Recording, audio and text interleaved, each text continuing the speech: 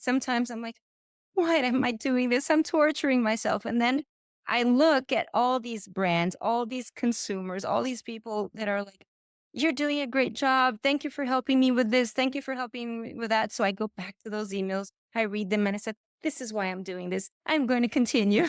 So I think that once you look at your mission, the purpose, why did you start this? You will have, stressful days. You will have to face a lot of obstacles, but stick to your mission, to why you started this, and you will continue. You will find strength to continue because sometimes all you need is the strength to continue. Welcome to the Persistence U podcast with Lisbeth. That's you as in university, but we're really much more of a community here. Your host is Lisbeth Meredith. She's an author, speaker, and online teacher. Each week, she'll be delivering amazing stories from survivors and thrivers, all threaded together with a dose of persistence. We're so glad you're listening.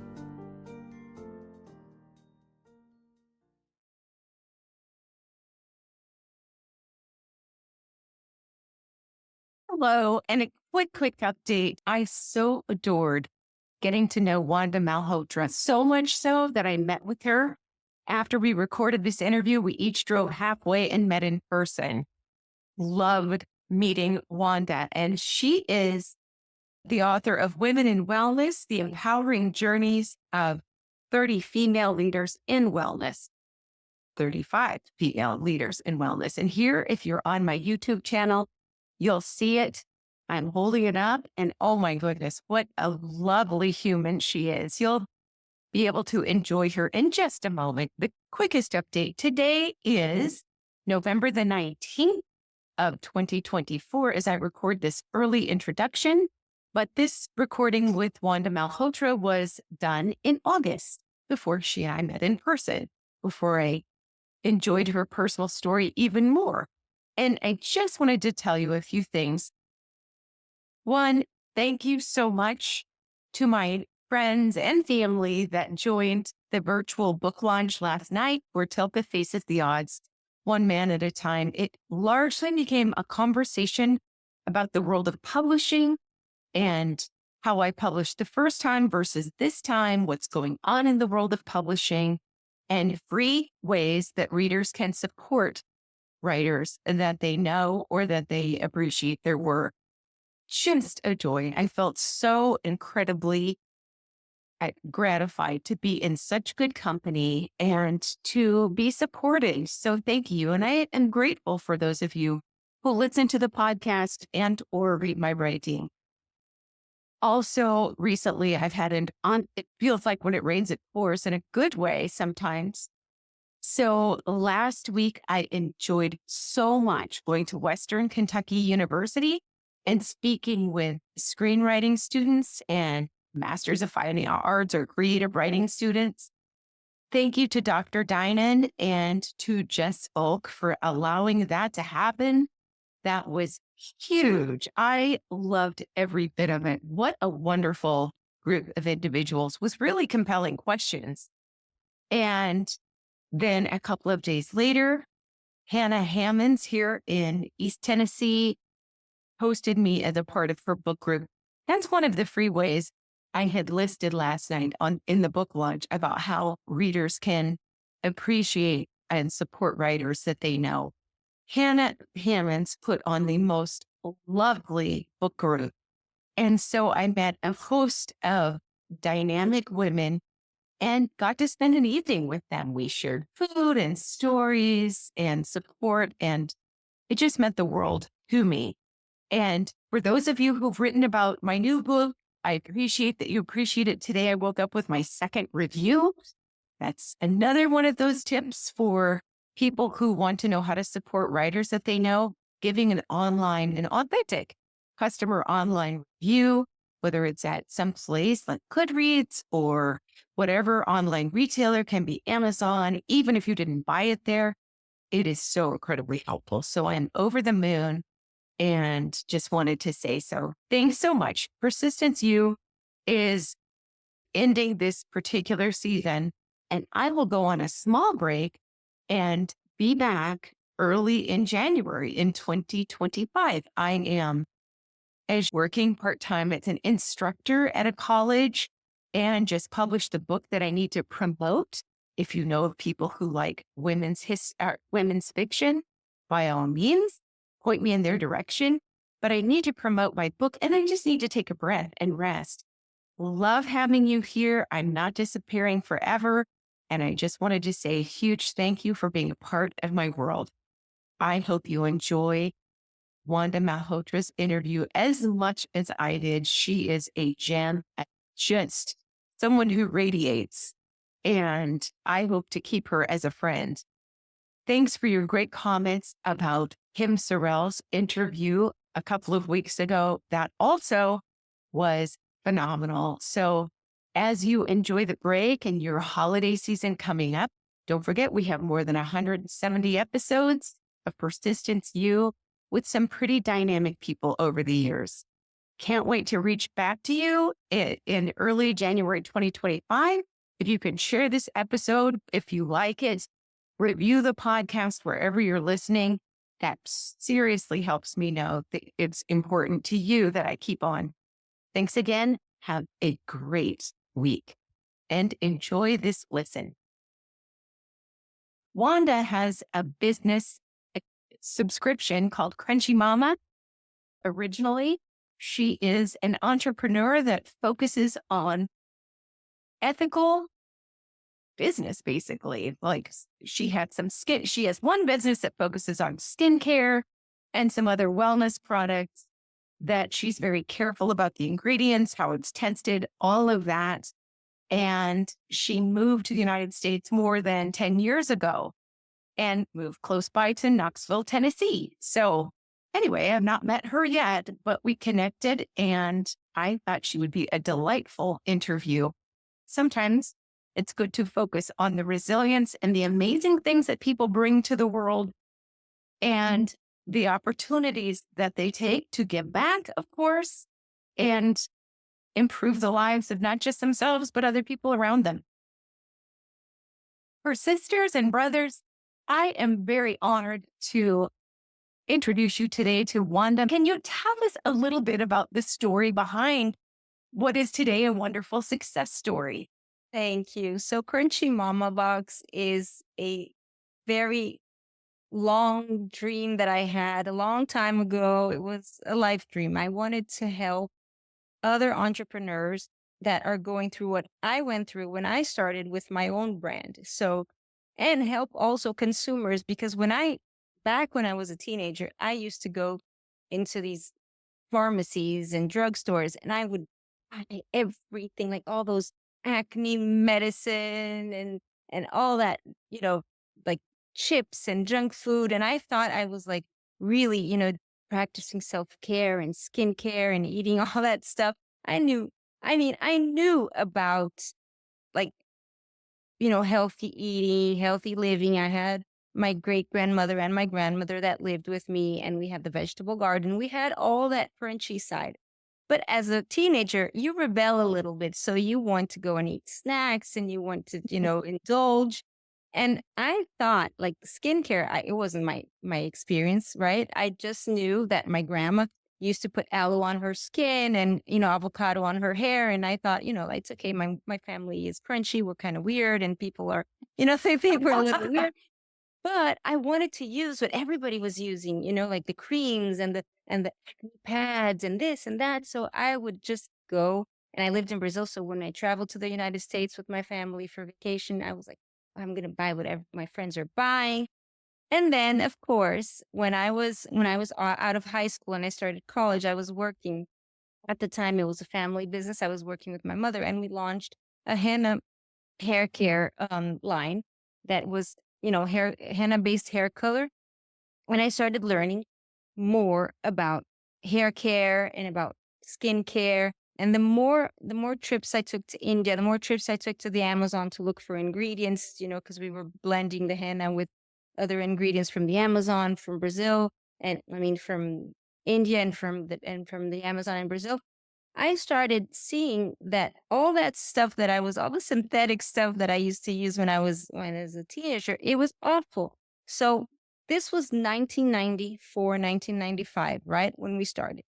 And we were trying to go into these drugstores and sell something completely natural, super crunchy, super hippie to places that were like, selling those conventional boxed hair dyes. And they were like, are you like crazy people? What are you trying to sell here? But not only was it hard as, a small entrepreneur, like, small business and being a woman in Brazil at the time in 1995, it was really tough, and being a young woman, because I was 18 when we started. Wow. So it was really hard getting into stores. It was really hard getting into networking events. Just people wouldn't take us seriously.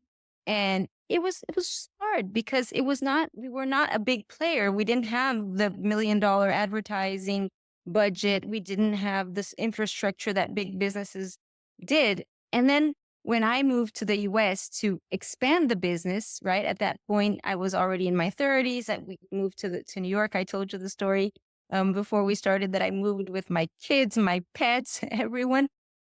It was really hard to expand as well, as an immigrant, a woman, so minority in every sense, and then, trying to grow the business. So my dream was always one day I want to build something where I can help people find, healthy products, natural products, but also help all these indie beauty and wellness brands have, space in this market, in this very competitive market.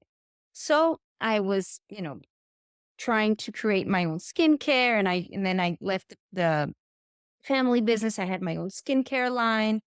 And then I had the opportunity to acquire a subscription box company called Crunchy Mama Box. This young mother, she had two children, and she just couldn't keep the business anymore. She's like, I want to sell my business. She was going to close her business. I saw on Instagram that she was going to close her business. I called her and I said, don't close your business. Don't do that. I'll buy your business from you. And she was ecstatic. She was like, oh my gosh, you're going to buy my business. She was really young. She said, this is my first business and I'm already selling it. She felt really good about herself. And I felt good because I said, I love the name. I think I identify with Crunchy Mama because I feel like I'm a crunchy mama with all the natural stuff and everything, that I started since I was young. And then I said, I'm going to turn this into a platform where indie beauty brands can come in and showcase their products, and I can, test the products, and I can write about them, and I can just help both ways, help the entrepreneur expand, have a place where they can educate on their products, showcase the amazing work that they're doing. All of them are mission driven. They are sustainable. They try to only source natural, safe ingredients. The processes are very like, no, they try to like avoid chemicals, avoid plastic. So sometimes you can't avoid, like there's a pump or something that you can't avoid, but they try their best and they're very mission driven. They give back. Each one gives back in their own capacity to the community, to the planet. So it's a beautiful community that I started, creating because it was a dream. It was a lifelong dream that I had. And then I said, I want to be able to help and support all these brands. So we started, our seal of approval because every product that we bring in, we test for, we review the ingredient labels, then we test for performance. And we're very proud of our customer service because a lot of our customers, they call us and they ask, so, what is the texture? What does it smell like? What should I use with, so we get training when we bring in these products. We don't test them just because we want to try products. It's because we want to be able to educate the consumer when they call us on the ingredients, on how the product performs, how it smells, what the texture is, how long does it last on the shelf, in your bathroom, where do you leave it, where do you store it?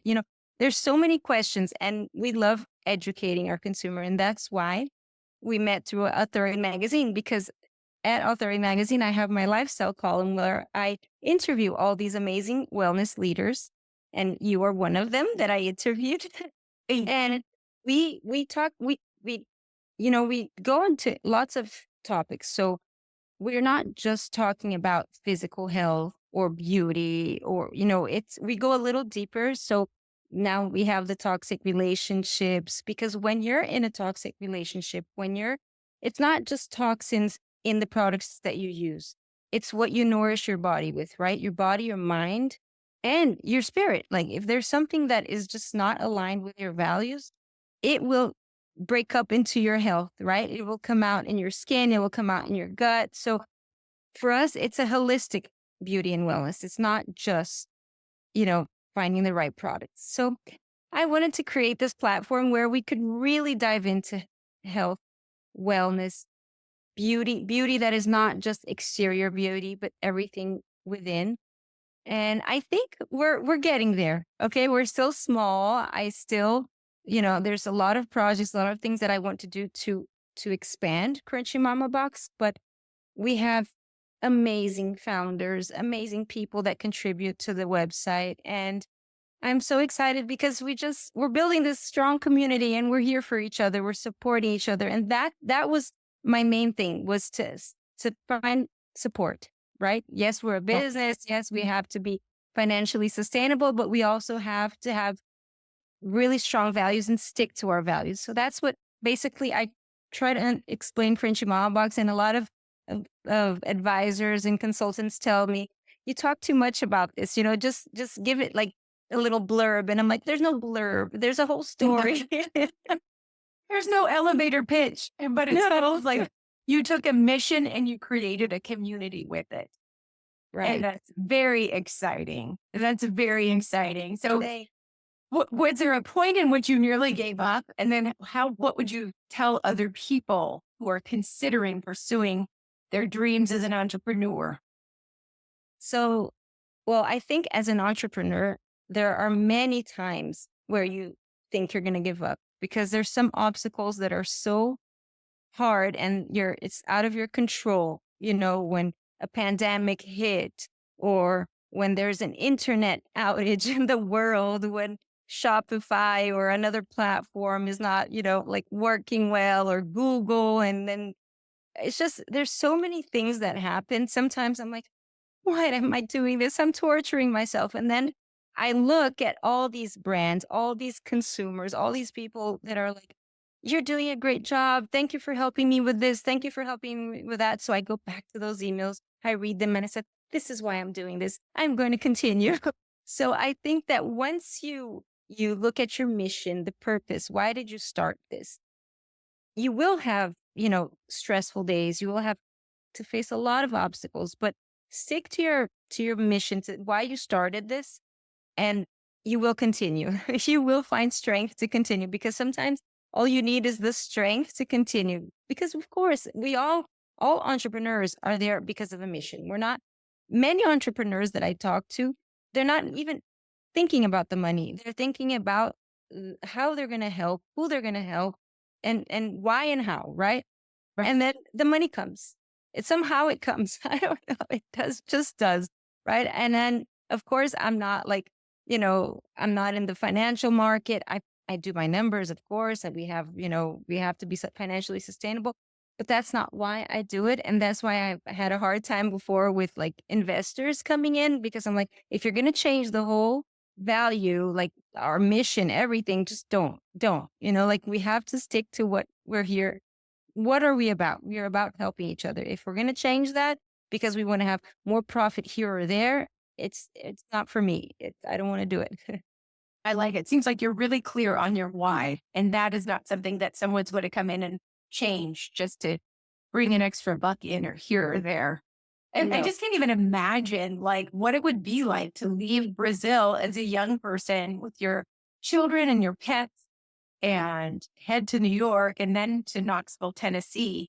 But what a great thing you've done. And I'm so glad we connected on Authority Magazine. That's just fantastic. Thank you. Thank you so much. I love your article, and we'll talk about that in another interview. But thank you Thank so much you. for your contribution and for allowing me to come here and share this story. And I want to make myself available for any entrepreneur, member or non-member of Crunchy Mom Box, to, reach out if you want to, bounce some ideas or you need some support, because I love doing that. I love helping other entrepreneurs or other women, other men. Like, it doesn't matter the gender, it doesn't matter the size of the business. We all are starting from somewhere, right?